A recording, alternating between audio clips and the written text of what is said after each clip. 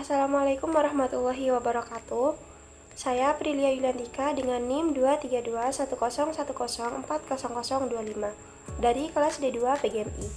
Saya akan menjelaskan mengenai tafsir ayat-ayat dan syarah hadis tentang lingkungan pendidikan.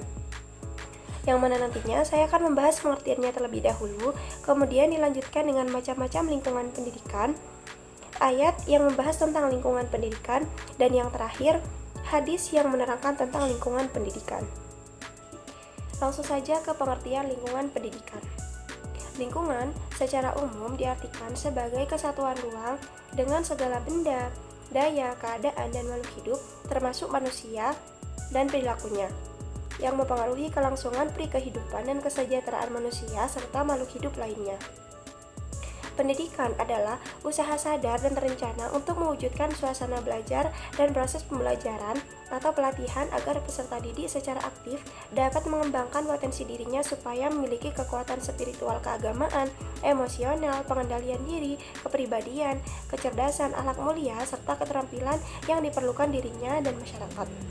Jadi, lingkungan pendidikan dapat diartikan sebagai faktor lingkungan yang berpengaruh terhadap praktik pendidikan. Lingkungan pendidikan adalah lingkungan tempat berlangsungnya proses pendidikan yang merupakan bagian dari lingkungan sosial. Selanjutnya, macam-macam lingkungan pendidikan. Yang pertama, lingkungan pendidikan yang baik. Berbicara dalam konteks pendidikan, maka tidak akan terlepas dari apa yang dinamakan Ki Hajar Dewantara dengan penamaan Tripusat Pendidikan. Ki Hajar Dewantara mengatakan bahwa pendidikan berlangsung dalam tripusat pendidikan, yaitu keluarga, sekolah, dan masyarakat. Pendidikan keluarga dapat dibagi menjadi dua. Yang pertama, pendidikan prenatal atau pendidikan dalam kandungan. Yang kedua, pendidikan postnatal atau pendidikan setelah lahir. Nah, selanjutnya lingkungan sekolah. Karena perkembangan peradaban manusia, orang tidak mampu lagi untuk mendidik anaknya. Pada masyarakat yang semakin kompleks, anak perlu persiapan khusus untuk mencapai masa dewasa. Persiapan ini perlu waktu, tempat, proses yang khusus. Dengan demikian, orang perlu lembaga tertentu untuk menggantikan sebagian fungsinya sebagai pendidik. Lembaga ini disebut sekolah. Ada lingkungan pendidikan yang baik, ada juga lingkungan pendidikan yang buruk. Seperti halnya adanya banyak grup-grup pada akhir-akhir ini yang gerak tingkah lakunya sebagian besar lebih mendekati dengan geng-geng di luar negeri. Selanjutnya, tafsir ayat-ayat yang membahas tentang lingkungan pendidikan. Agama Islam secara jelas mengingatkan para orang tua untuk berhati-hati dalam memberikan pola asuh dan memberikan pembinaan keluarga sakinah, seperti yang termaktub dalam Quran Surah Luqman ayat 12-13. Nah, kita akan menumpahkan beberapa poin-poin penting diantaranya adalah pembinaan jiwa orang tua yang terdapat dalam Quran Surah Luqman ayat 12. Bismillahirrahmanirrahim. Walaqad atayna Luqmanal hikmata an yashkur lillah wa may yashkur fa innama yashkuru li nafsi wa ma kafara fa innallaha ghaniyyun hamid. Dan sungguh telah kami berikan hikmah kepada Luqman, yaitu bersyukurlah kepada Allah, dan barang siapa bersyukur kepada Allah, maka sesungguhnya dia bersyukur untuk dirinya. Dan barang siapa tidak bersyukur atau kufur, maka sesungguhnya Allah Maha Kaya dan juga Maha Terpuji. Yang kedua, pembinaan tauhid kepada anak yang terdapat dalam Quran Surah Luqman ayat 13. Bismillahirrahmanirrahim. Il qala Luqmanu libnihi wa huwa ya'idhuhu ya bunayya la tusyrik billah inna syirka lazulmun 'adzim. Dan ingatlah ketika Luqman berkata kepada anaknya ketika dia memberi pelajaran kepadanya, wahai anakku, janganlah engkau mempersekutukan Allah. Sesungguhnya mempersekutukan Allah adalah benar-benar kezaliman yang besar. Selanjutnya, hadis yang menerangkan tentang lingkungan pendidikan.